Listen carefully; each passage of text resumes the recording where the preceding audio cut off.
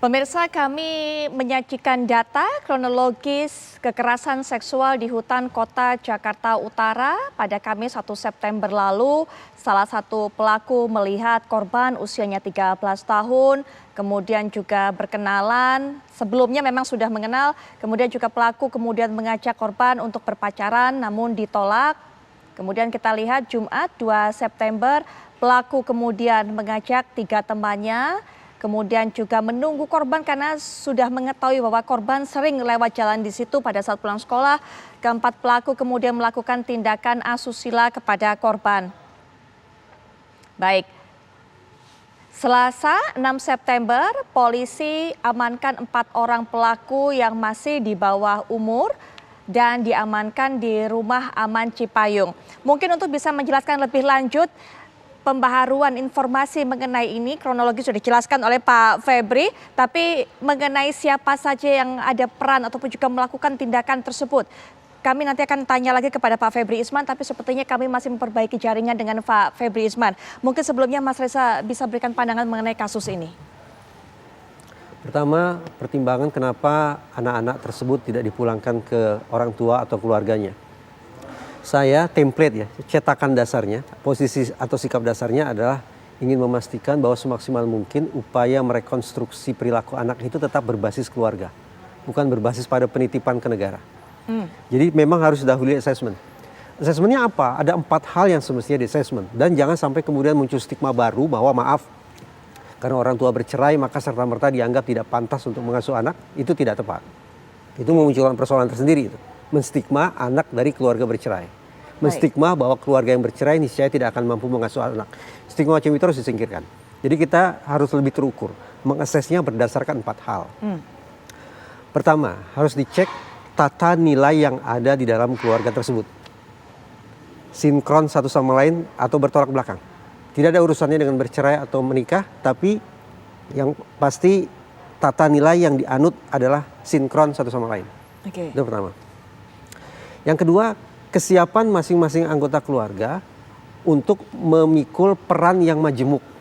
Ada yang berperan sebagai pengasuh, ada yang berperan sebagai tulang punggung keluarga, ada yang berperan dan seterusnya dan seterusnya. Bagaimana pembagian peran yang majemuk itu bisa berlangsung secara harmonis di dalam keluarga. Yang ketiga, kehangatan antar anggota keluarga. Nah, sekali lagi, apa iya keluarga yang bercerai serta-merta kita katakan tidak ada kehangatan di dalamnya? Belum tentu juga. Demikian pula sebaliknya. Anggaplah bahwa keluarga ini utuh, orang tua masih ada semua, tapi ternyata dingin satu sama lain, berarti kehangatan tidak ada. Yang ideal memang adalah menikah dan hangat satu sama lain. Betul. Itu unsur yang ketiga. Betul. Dan yang keempat, keluarga ini sudah terbangun berapa lama? Anggaplah hal-hal yang tadi positif itu sudah ada, tetapi ternyata keluarga ini usianya baru 2 minggu, maka tidak pantas pula keluarga itu diberikan tugas sedemikian rupa untuk tanda petik merehabilitasi anak yang baru saja melakukan perbuatan pidana. Nah, 4 hal ini yang secara objektif semestinya dikenakan kepada anak-anak tersebut. Pertanyaannya, siapa yang harus mengakses mereka? Yang mengakses mereka bukan kepolisian, yang mengakses mereka bukan LPAI, yang mengakses mereka adalah Kumham lewat Bapas, Balai Pemasyarakatan, yaitu mengecek kondisi keluarga, bahkan mungkin mencari informasi dari tetangga sekitar untuk mengetahui 4 hal yang saya utarakan barusan. Kalau 4 hal tadi itu ternyata penilaiannya positif, maka sesungguhnya bisa dipertanggungjawabkan untuk kemudian memulangkan anak kembali ke orang tuanya. Sekaligus memberikan kesempatan kepada negara untuk mengedukasi keluarga, mengedukasi orang tua. Jadi bukan hanya anaknya yang mendapatkan treatment atau perlakuan, tapi keluarga atau orang tua juga mendapatkan perlakuan yang sama konstruktifnya. Inilah bentuk pembinaan yang berbasis keluarga yang menurut saya harus dijadikan sebagai sikap dasar. Baik. Tidak dengan tergesa-gesa langsung menitipkan anak ke lembaga tertentu. Kita tahan sampai di poin itu dulu, Mas Reza. Mungkin ini bisa diberikan pandangan juga atau dikomentari oleh Pak Aris Merdeka Sirait. Pak Aris, ada 4 poin tadi yang seharusnya di assessment. Dan itu dilakukan oleh Kumham, tata nilai, kesiapan masing-masing anggota keluarga menjalankan perannya, kehangatan antar keluarga, dan juga sudah berapa lama keluarga ini terbangun. Apakah kemudian sudah dilakukan assessment seperti ini, Pak? Sehingga akhirnya keluar keputusan bahwa memang sebaiknya jangan dipulangkan kepada keluarganya para pelaku ini. Ya, saya kira idealnya apa yang kita dengar dari ahli yang menyatakan ada 4 kategori yang harus di assessment gitu ya. Nah, tapi untuk sementara ini karena anak-anak ini kan membutuhkan perlindungan. Oleh karena itu saya kira apa yang kami lakukan asesmen sementara ini bahwa memang apa yang disampaikan dalam 4 poin tadi itu ada di dalam kehidupan anak-anak ini. Sekali lagi mohon maaf, bukan saya menyatakan orang yang bercerai terus tidak mampu melindungi anak, bukan itu saya maksud. Bahwa keluarga yang ideal adalah keluarga yang sungguh-sungguh mengedepankan kepentingan terbaik anak. Pola pengasuhannya harus jelas. Nah, hasil asesmen kita yang sementara ini kami menyimpulkan tidak layak untuk dikembalikan sementara ini. Oleh karena itu, saya kira sudah tepat apa yang dilakukan oleh Kapolres Jakarta Timur itu menit setelah mengamankan anak itu atas laporan dari korban, maka sudah tepat untuk menitipkan sementara ini di panti yang dikelola pemerintah. Itu sangat tepat. Nah, proses nantinya bahwa akan ada putusan di dalam pendekatan diversi, penyelesaian diversi itu apakah dikembalikan atau tidak dikembalikan atau dikembalikan kepada keluarga yang ideal itu saya kira semua sepakat. Karena apa? Karena kita tidak boleh memisahkan pola pengasuhan atau pengasuhan yang dilakukan oleh ayah kandung atau keluarga itu. Artinya itu prinsip dasarnya. Saya paham betul dan sangat paham betul. Tapi yang kami lakukan adalah untuk sementara ini bekerjasama dengan Kapolres Jakarta Utara menitipkan sementara sambil kita melaksanakan atau mendesain atau melaksanakan katakanlah pertemuan diversi itu. Itu yang kita inginkan karena korban itu selalu kemarin kita ketemu dengan kakak korban yang menyatakan bahwa tidak setuju dengan tindakan dikembalikan kepada orang tua, kepada pemerintah dan sebagainya, maunya dihukum, tidak ada kata damai. Itu tentu kita bisa pahami dan kita bisa maklumi itu. Karena kemarin itu Mbak Putri, ketika kami bertemu, dia ada yang nangis, menyesal selama 2 minggu dititip di rumah aman, ada yang ketika saya nyatakan kami pertanyakan misalnya apa cita-citamu itu, pendekatan-pendekatan supaya kita bisa dekat. Ada yang mau jadi polisi, ada yang menjadi tentara dan sebagainya. Artinya ada sesuatu yang ingin bisa dirubah. Saya kira itu kondisinya sekarang. Pak Aris, dari hasil asesmen sementara yang dilakukan oleh Pak Aris dan tim, kemudian wawancarai mereka para pelaku atau para ABH ini apakah memang empat anak ini termasuk kategori yang tidak mendapatkan perhatian dari orang tua mereka, Pak? Apa penyebabnya? Kondisi ekonomi atau seperti apa, Pak? Iya, mereka itu sebenarnya dari keluarga yang tidak utuh, ya, tidak utuh. Ada yang ibunya masih ada ibu sambung gitu ya.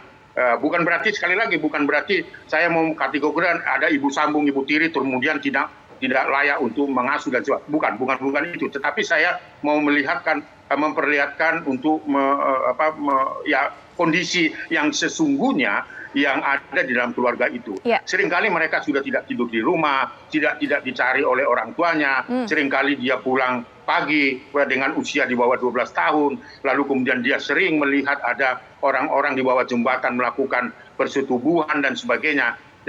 Kondisi itu yang ada, dan orang tua nampaknya sampai hari ini tidak menyekolahkan anak. Bukan berarti sekali lagi tidak menyekolahkan anak itu berarti tidak melindungi anak, mungkin karena ketidakmampuan ekonomi dan seterusnya. Itu yang kami lihat dan kami terima informasi, tentu masih perlu pendalaman yang serius terhadap ini sehingga nanti dalam keputusan diversi itu betul-betul berkeadilan bagi korban. Sejauh ini Pak, penyebab mereka putus sekolah apakah memang karena tidak ada biaya atau merekanya tidak mau sekolah lagi atau seperti apa, Pak? Ya, sama sekali karena ekonomi keluarga, kan pekerja mereka istilah Medan itu mocok-mocok. Hari ini dapat kerja, besok tidak dapat kerja. Jadi artinya dalam mendidik anak pun tidak ideal karena secara ekonomi pun mereka bekerja serabutan lah istilah mereka ya. Anak-anak ini.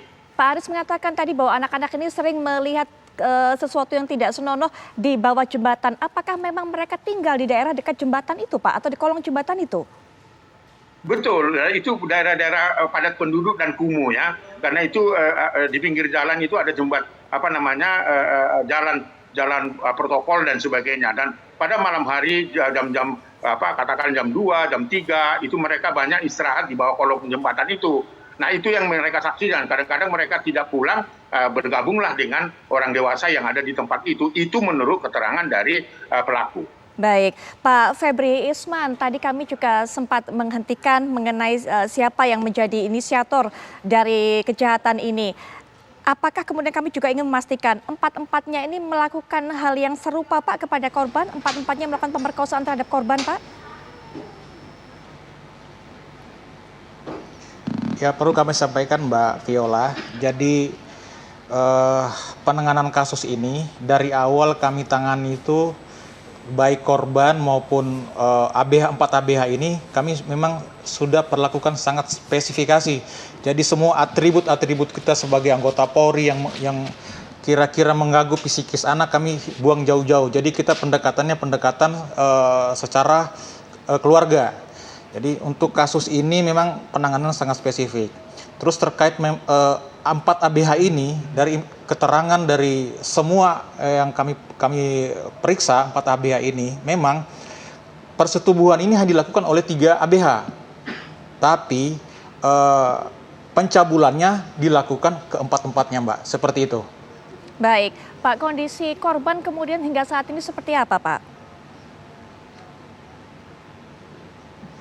Jadi perlu kami sampaikan juga kondisi korban saat ini tetap dilakukan pendampingan baik dari P2 TP2A, baik secara psikologi ada pendampingan, juga dari keluarga, dari penasihat hukumnya juga yang setiap hari kami selalu berkoordinasi baik dengan kakak korban maupun dari penasihat hukumnya. Sekarang kondisi korban betul yang disampaikan Bang Aris Merdeka Sirait tadi, kadangkala korban ini informasi dari kakak korban sendiri, kadang tertawa sendiri, kadang diam sendiri, jadi memang perlu penanganan khusus. Jadi bukan hanya tanggung jawab kita sebagai penyidik, semua kayak tadi P2 TP2A, terus Bapas, terus LPAI, sama-sama kita turun ke lapangan selalu mengontrol kondisi dari korban tersebut, Mbak. Bagaimana kemudian background keluarga dari korban ini, Pak? Apakah memang tempat tinggalnya juga ada di daerah-daerah yang serupa ataupun juga dekat dengan pelaku, Pak?